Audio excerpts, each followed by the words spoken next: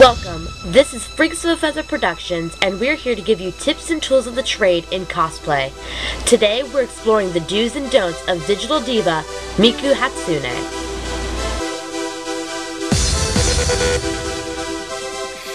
The history of Miku Hatsune.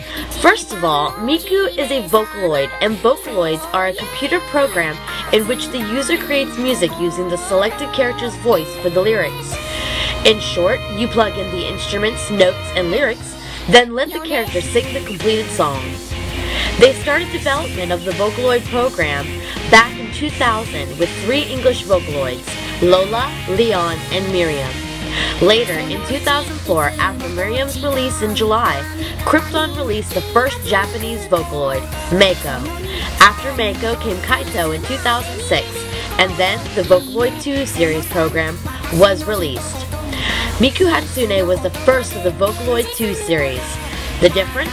Vocaloid 2 was revamped and made the digital character seem more realistic. Miku is most accredited to the phenomenal success Vocaloids have had on the world, but as of today, there are over 24 Vocaloids. 6 more are expected to be released in the next year, 2 of which, Ring and Lui, have an official look released. There are many fan-made Vocaloids such as Haki Yawane and Akita Neru, but they are not real Vocaloids. And Teto Kisane is an Utau, a free and less perfected program identical to Vocaloid.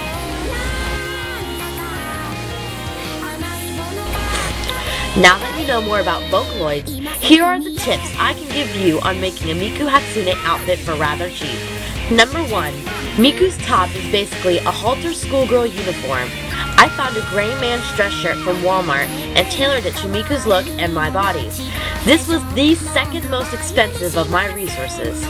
The trim was about 2 or 3 yards of blue satin fabric. We highly suggest not to use satin, though it is cheaper. I found out during the process of construction that silky fabrics such as satin fray rather easily, and all the trim had to be re-sewn to the cotton fabric a few times. This costume is going to undergo a touch-up here in the near future, replacing all satin fabric with blue cotton. The tie was homemade with the blue satin fabric using another tie as the pattern. It hasn't caused me any problems thus far. And don't forget the yellow Vocaloid tag. You can find the word Vocaloid either on or below the yellow. That is entirely up to you. Number 2. The arm warmers are 100% cotton. They were made from 2 fabric squares from Joanne Fabrics. It doesn't take much fabric to make her signature arm warmers. And the code decal? Well, some lovely Neru cosplayer on DeviantArt made the decal and submitted it for all to use as an iron-on. In the description below is the link for the decal. If you're cosplaying Miku, I suggest changing the colors to more pink, yellow, and light blue. And this is merely my own opinion and what I plan to do when I touch up my costume. Don't know what I mean? Go check out Miku's box pose and look at the decal. My decal was unedited and was made for Neru, though it honestly doesn't matter. 3. The skirt too is 100% cotton. You'd be surprised to find out that the skirt is made entirely of bed sheets. Yes, bed sheets. By using a regular circle skirt pattern and pleating or gathering the fabric, it created the nice skirt I have today. Again, the trim on the skirt is also satin fabric and will be replaced. The yellow coating was made from the decal on the arms. Want the yellow decal? There's a link in the description to this skirt decal I made. Number 4. The belt was simple. It was an elastic pink belt that was far too tiny to go around my waist or even my little sister's. We snipped off the ends and created a sheath to put over it. We sewed the ends and added snaps to the belt and skirt. The belt literally snaps onto the skirt and holds rather strong. Number 5.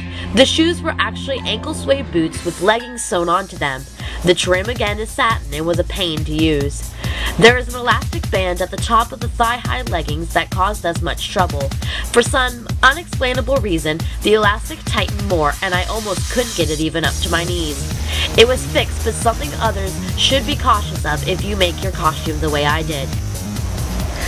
6. And lastly, the headphones, hair ties, and wig. The headphones are made out of a computer headset that had only one headphone side with the microphone.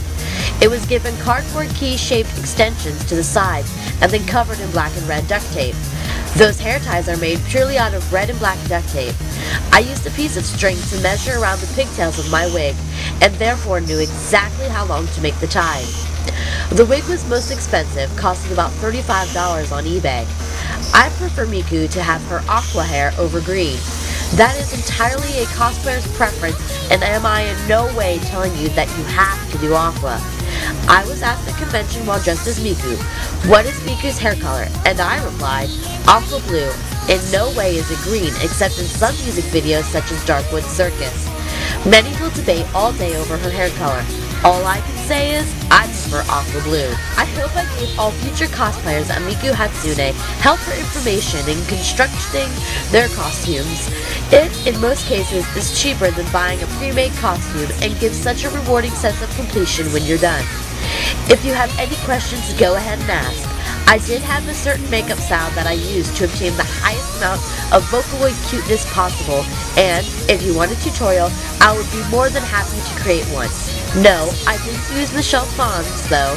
I do adore what she did. It's just not my preference for convention. If any past Miku cosplayers have any tips or advice on how to touch up my default costume, or even help me make another great Miku costume, example, sampling, feel free to tell me. I am always open to suggestions. Thanks for watching and keep enjoying Freaks of a Feather Productions.